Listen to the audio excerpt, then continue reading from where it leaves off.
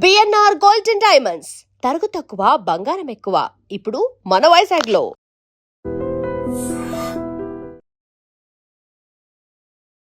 Sir,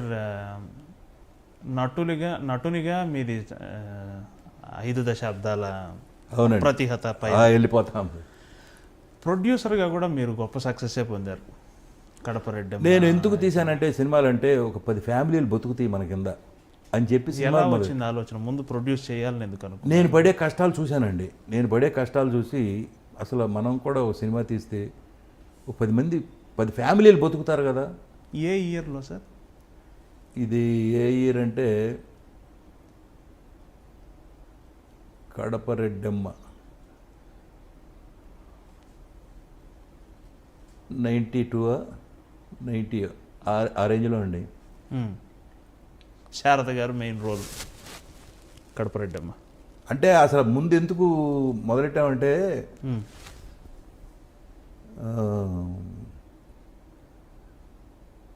ఈ మన మలయాళం నుంచి ఒక సినిమా కొనుక్కొచ్చాడు. అంటే వాళ్ళు చెప్తే ఏడుస్తారు అనుకోండి కొంతమంది. మమ్ముట్టి చేశాడు ప్రేమ ఖైదీ. ఓకే, అది మా కథ అని చెప్పేసి రైటర్స్ అమ్మేసుకున్నారు. బట్ అది తీసుకొచ్చి మమ్ముట్టి వేసిన వేషం శారద గారిని చేసి కథ తయారు చేయించారు.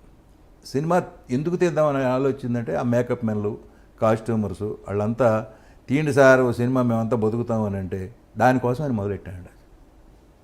బడ్జెట్లో తీద్దాం చక్కటి బడ్జెట్ వేసి 1 మంత్లో సినిమా తీసేద్దాం.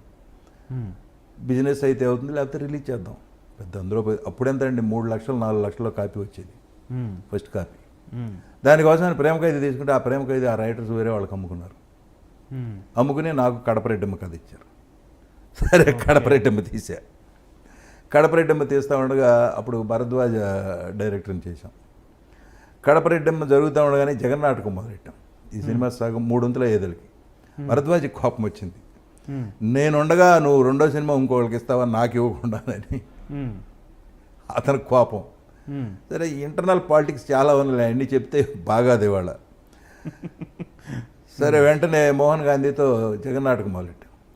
అది 3 వంతుల ఏదలకి ముత్యాల సుబ్బయ్యని పిలిచా. ఎస్పి బాలసుబ్రహ్మణ్యం గారు హీరోగా పెళ్ళంటే నూరేళ్ళ పంట మొదలెట్టారు. అంత ఇతనికి కోపం వచ్చింది. సో నేను చూసా ఈ సినిమాలో ఫస్ట్ బాలకృష్ణతో ఒక సినిమా మొదలెట్టామండి. ఒక 4 పార్ట్నర్స్, కలియుగ కృష్ణుడు అని ఆ సినిమా తీసాం. దానిలో ఒక 7 లక్షలు మిగిలింది, తలా 2 లక్షలు మిగిలింది ఆ రోజుల్లో.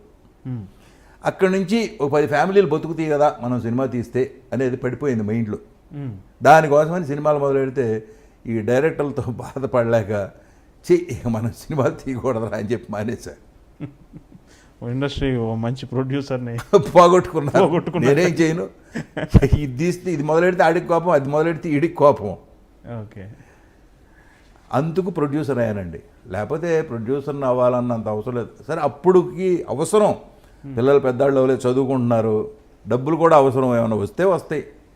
ఓకే, అంతేగాని ఎక్స్పెక్ట్ చేసి మాత్రం తీయలేదు సినిమా. ఆ విధంగా సినిమా ప్రొడ్యూసర్ అయ్యాం. తర్వాత డబ్బింగ్ చేసాం ఒక 5-6 సినిమాలు.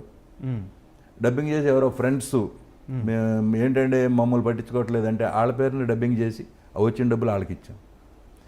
బిగినింగ్ నుంచి అలాగే చేసేవాడిని. నేనే సంపాదించేయాలి, తినేయాలని ఎప్పుడు నేను అనుకోలేదు అసలు. కావాలి నా పిల్లలు కోట్లు కొందాం, ఆ బిల్డింగ్ కొనేద్దాం, ఈ బిల్డింగ్ కొందాం అని అనుకునేవాడిని కాదు. అలా అనుకుంటే రామారావుని అడ్డం పెట్టుకుని కొన్ని కోట్లు సంపాదించేవాడిని నేను. అదే నేను అడగబోతుంది. రామారావు గారితో సినిమా తీయాలని అందరూ కోరుకుంటారు కదా, మీకు అది చాలా ఈజీ పని కదా. అవును, అది అలా ఆ యాంగిల్లో ఎప్పుడు అనుకోలేదండి అసలు. సినిమాలు తీద్దాం, ఊకే డబ్బులు సంపాదించేద్దాం. ఆయన పైగా రామారావు గారు ఎంత మంచివాడంటే, ఒక ప్రొడ్యూసర్ దెబ్బతిన్నాడంటే మంచి డిమాండ్ ఉన్న రోజులు ఆయనకి డేట్లు ఇచ్చేవాడు. కిషోర్ ఇదిగో ఈ డేట్లు నువ్వు తీసుకో, ఎవరికన్నా అమ్ముకో అనేవాడు. ఆ కిషోర్ ఏం చేసేవాడు, ఇంకొకరికి అమ్మేవాడు.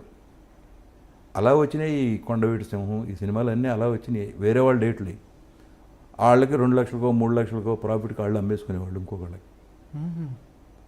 ఆ 2 లక్షల పాత ప్రొడ్యూసర్కి వచ్చాయి. ఎంత ఉదాత్త హృదయం అండి. ఎంత ఉదాత్త హృదయం ఏంటండి. ఎవరైనా కూతురు పెళ్లి చేసుకోవాలంటే వెంటనే ఒక డేట్లు ఇచ్చేవాడు. ఆ డేట్లు అమ్ముకుని దాంతో ఆ కూతురు పెళ్లి, ఆ డబ్బులు ఇస్తారో ఇవ్వరో అని ఆ డబ్బులు ఇచ్చేదాకా అతనే వచ్చి షూటింగ్కి తీసుకెళ్ళేవాడు. ఆ ప్రొడ్యూసరు కారులో రావాలి ఆయన, రూల్ పెట్టాడు అనమాట. డబ్బులు వచ్చేసినాయి అన్నాక ఆయన వదిలేసేవాడు. అటు అంత మంచి అందుకే ఆయన మనిషి. యుగ పురుషుడు. మామూలుగా పెద్ద మనిషి ఒక అతను గొప్పవాడు అయ్యాడంటే ఎన్నో క్వాలిటీస్ ఉంటే తప్ప గొప్పవాడు అవడం. మిగిలిన వాళ్ళంతా అక్కడే ఉంటారు లోకంలో, ఇంతకన్నా పెరగరు. బట్ ఆయన అంత పెరిగాడంటే కారణం ఏంటంటే అన్ని గొప్ప క్వాలిటీస్ ఉండబట్టి. అంత గొప్ప మనస్తత్వం. ప్రతివాడు వాడు బాగుండాలి, ఈడు బాగుండాలి, మన వాళ్ళంతా బాగున్నారా, మన వాళ్ళంతా బాగుంటే మనకు హ్యాపీ. ఆయన పద్ధతి అదనమాట. మన చుట్టూ ఉన్న వాళ్ళంతా బాగుంటే మనం హ్యాపీ. ఆ మనస్తత్వం ఉన్న వాళ్ళంతా బాగుపడతారు. ఇవాళ ఎవరికొందో చెప్పండి, ఎవడికాడు నా స్వార్థం తప్ప, ఇంకో 2 గేట్లు కట్టించాను, ఇంకో 2 మేడలు కొన్నాను అనేవాడే తప్ప పక్కాడు బాగుపడాలి అనుకునేవాడే లేడు. వీళ్ళంతా మారిన రోజుని మళ్ళీ స్వర్ణయుగం స్టార్ట్ అవుతుంది. ఆయన దర్శకత్వం వహించే సినిమాల్లో కూడా మీకు ప్రత్యేకంగా పాత్రలు ఉండేవి కదా. అవునండి. చాణక్య, చంద్రగుప్త, అన్నిట్లో. ఇటువంటివన్నీ. చాణక్య, చంద్రగుప్త చూసి ఉంటారు. 3 మహానుభావుల మధ్య నేను నటించాను. అవును. సత్యనారాయణకి అసిస్టెంటు, రామారావు, శివాజీ గణేష్ను, వీళ్ళందరి మధ్య కిరణ్ నాగేశ్వరరావు, వీళ్ళందరి మధ్య చేయటం అంటే మామూలు విషయం కాదండి. ఏదో పూర్వజన్మలో చేసుకున్న పుణ్యం వల్ల వచ్చినాయి ఆ వేషాలు. అంటే ఆ క్యారెక్టర్ ఫిట్నెస్లు ఉండేయండి ఏ వేషం వేసినా. ఇప్పుడు రామారావు రావణాసుడు వేస్తే నేను ఇంద్రజిత్ వేశానంటే మరి ఆ పోటాపోటీ ఉండేది కదా. ఆ పోటాపోటీ ఇవాళ లేదు. ఇంద్రజిత్తు వేయడానికి మనుషులు లేరు ఇవాళ, ఆర్టిస్టులు రావట్లేదు. For more videos, please subscribe to iDream. Hi, this is Sai Kripa, strength coach. For more videos, please subscribe to iDream. And more videos, please subscribe to iDream Media. Hi, I'm Sirisha Reddy, fashion designer. Please subscribe to iDream Media. For more videos, please subscribe iDream Media. Please do subscribe to iDream. Hello అందరికీ నమస్కారం, నేను మీ Getup Srinu. Please subscribe to iDream Media. iDream అంటే నా కళల ఛానల్ను subscribe చేసుకున్న నోరు తిరుగుతలేదు, మీరైతే గంట గుర్తు కొట్టండి.